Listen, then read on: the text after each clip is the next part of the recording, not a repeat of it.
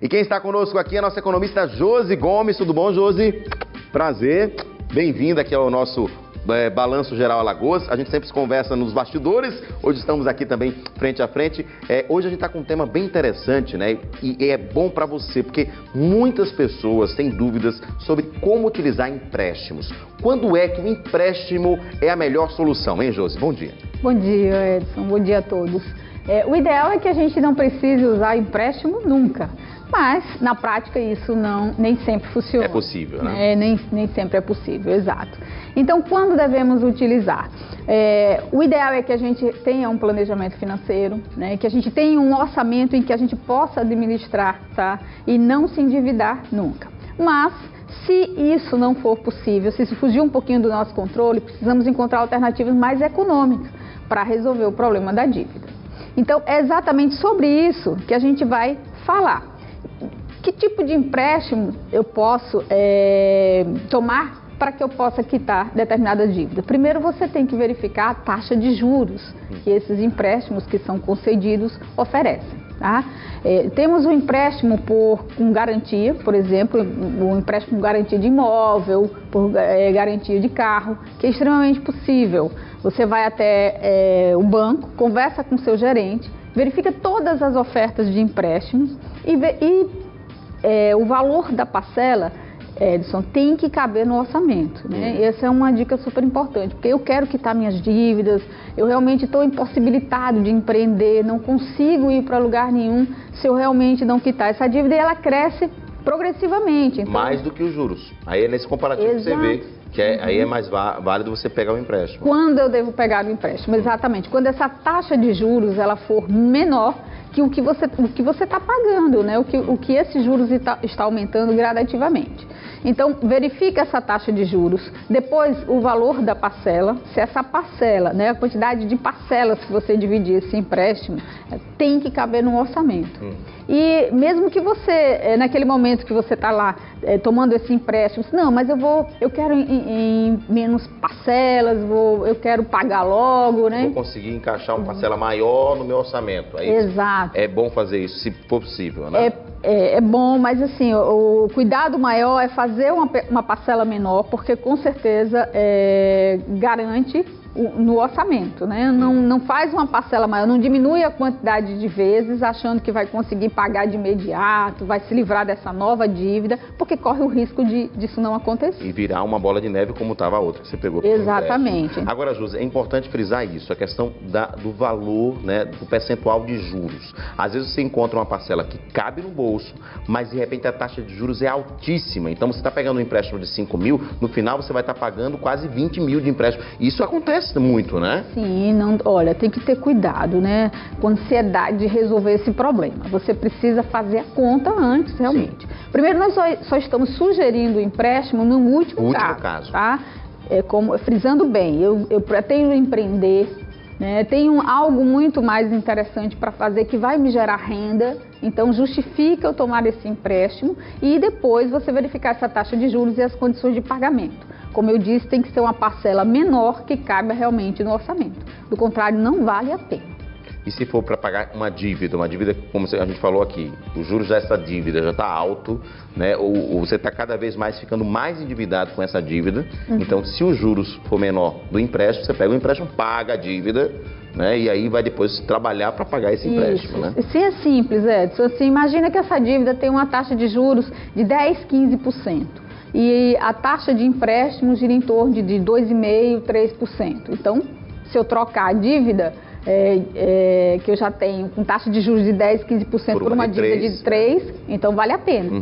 Agora, a quantidade de parcelas também, né, o valor da parcela tem que caber no orçamento. Outro detalhe importante, algumas pessoas podem tirar o empréstimo com desconto em folha. Normalmente esses empréstimos, por ter a segurança de que quem está emprestando, o banco, a instituição financeira, vai receber, esse empréstimo geralmente os juros é menor, não é? Sim, né? Normalmente empréstimos, créditos consignados, enfim, para quem está aposentado também, que são concedidos taxas de juros menores. tudo está relacionado com a taxa de juros. Você tem que saber exatamente qual a taxa de juros, qual o valor da parcela, fazer essa conta, tá? Multiplica a quantidade de parcelas e verifica realmente, se você não tiver dúvida no cálculo dos juros, verifica esse valor da parcela, ao final, qual o saldo devedor, então, para que você realmente faça com segurança. Outra dúvida também que a gente recebeu agora pela internet é muitas pessoas que têm restituição de imposto de renda para receber podem antecipar, né? É um empréstimo que tem um juros menor, porque também tem essa questão da segurança. Pode ser uma entre as opções de empréstimo, para ser avaliada? Pode sim, né? Todo empréstimo que tiver uma taxa de juros menor que o da dívida que você tem a pagar, vale a pena, tá? Mas assim, antes, tente negociar essa sua dívida ou na instituição. O que você não pode fazer nunca é recorrer a meios não lícitos. Por exemplo, a gente sabe que tem muitas pessoas que recorrem a empréstimos agiotas. Agiotas, exatamente. Então isso é um risco muito grande, além de ser crime, é um risco altíssimo. Tem pessoas até que oferecem, por exemplo, direto no cartão de crédito, né? Você vai passar o seu cartão, vai dividir, e isso também é uma forma ilegal, né? Totalmente, né? Então, assim, sai muito mais caro, sem dúvida. Não tenha medo dessa sua dívida. Encare. Em frente. Esse é o primeiro passo. Deixe-me ver exatamente que tamanho está essa bola de neve e como vou resolver. Não adianta fugir. Não adianta fugir. Vai até o banco, né, e conversa com o seu gerente, vê quais são as alternativas que você tem, quais as alternativas mais econômicas e negocia.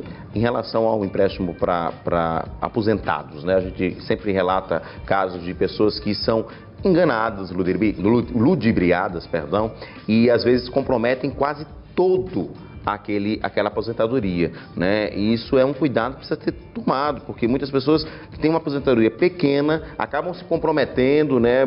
São enganadas ali de que, olha, você vai ter muito dinheiro, de repente até próprios familiares pegam empréstimos com esses idosos, né? As estatísticas demonstram, né, que o idoso vem se endividando cada vez mais, porque a renda do idoso hoje, nesse momento de crise, faz parte da renda familiar, que normalmente esse idoso ou mora com a família ou mora sozinho, mas está sempre ajudando seus outros familiares.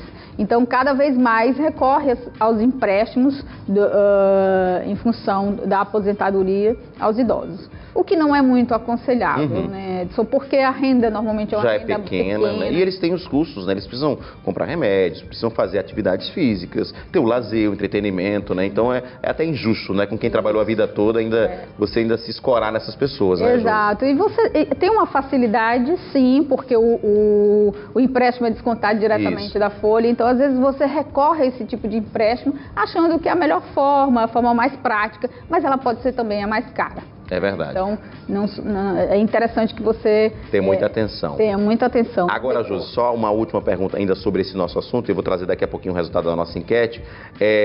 Tirar o dinheiro, tirar um empréstimo para uma viagem, por exemplo, para algo que não é uma dívida, é algo que não é aconselhável. Melhor guardar o dinheiro da viagem. Melhor não.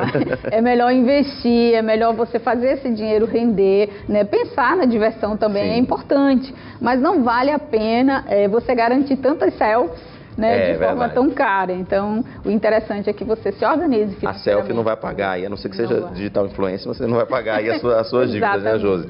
Olha, a gente fez uma enquete hoje e eu queria aproveitar a sua participação aqui para a gente dar o resultado dessa enquete. Vamos dar aqui no telão o resultado, pode colocar para a gente aqui. Exatamente, se você sabe o que é que você vai fazer com os R$500 do saque imediato do FGTS, que inclusive começam agora no mês de setembro já, inclusive. E a gente perguntou, você sabe sim ou não o que é que vai fazer com esse dinheiro? Vai sacar sim ou não? Vamos conferir o resultado então? Olha só, 69% diz que já sabe o que vai fazer, ou seja, quer dizer que vai sacar o dinheiro, Josi. E 31% diz que não sabe o que vai fazer ou não vai sacar esse dinheiro. A gente já comentou aqui no nosso pausa, não é, Josi? Semanas passadas, essa situação, né? Esse primeiro momento agora é um saque imediato, vamos dizer assim. Se você não quiser, você tem que avisar que não quer. São R$500 apenas de todo mundo. Já no ano que vem você vai ter essa opção de escolha, se vai querer usar ou não o saque aniversário.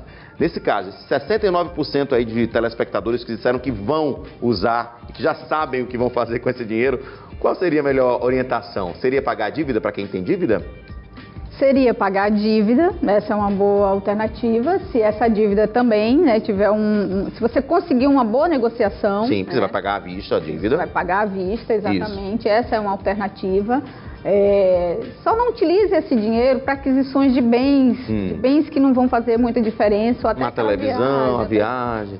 Quero mudar a minha TV, quero trocar a minha TV por uma TV mais moderna. Então, esse tipo de endividamento não é aconselhável, porque a gente não pode perder a ideia do uso do FGTS. O que é o FGTS? É uma reserva emergencial. Uma reserva para aquele momento de necessidade. Isso. Né? Então, a partir do momento que eu saco esse valor e utilizo de qualquer forma, então eu perco essa reserva. Essa compulsoriedade, vamos dizer assim, né? Porque quer dizer, você tem que dizer que não quer, compulsão de já sacar. O dinheiro vai estar na sua conta. Para quem tem conta da Caixa, já vai estar lá. Essa facilidade, vamos dizer assim, para ficar mais claro, talvez seja um risco maior, ou seja, o ideal seria que você fosse lá e dizer, eu quero tirar os R$500. Como é que tem que fazer? Tem que assinar isso, tem que pedir isso aqui, sabe? Você já ter o dinheiro nessa facilidade, pode ser um risco também? Sim, sem dúvida, é um risco. A gente tem que entender que essa medida ela veio para impulsionar o consumo. Né? Nossa economia ela está devagar. Né? Então, e a ideia do governo é tentar com esse dinheiro incrementar aí. Um dos motivos é incrementar o consumo ou então pagamento de dívidas, né? Das duas alternativas. Então você tem que estar muito atento de que forma você vai gastar esse dinheiro. Pode parecer pouco, mas é uma reserva. Sim. Né? Então não gaste. Está tirando do seu fundo de garantia. Exatamente. Né? Se não for para usar para uma coisa necessária, melhor até você deixar guardado. Agora diz que o processo para você deixar lá é tão complicado. Você tem que ir na agência, tem que explicar, né? O nosso diretor o Vitor disse que tentou, disse não quer de jeito nenhum os R$500, vai ter que ir lá enfrentar a filha e dizer não quero, agora, deixa guardado meu dinheiro. Não é bem democrático essa ideia, né? Mas em frente à fila, se você realmente não quer gastar, quer manter sua reserva, em frente à fila, vá pacientemente e diga que não quer. Josi, muito obrigado pela sua participação. Obrigado pela participação aqui no Balanço Geral. Uma boa semana para você. Para você também. Obrigado.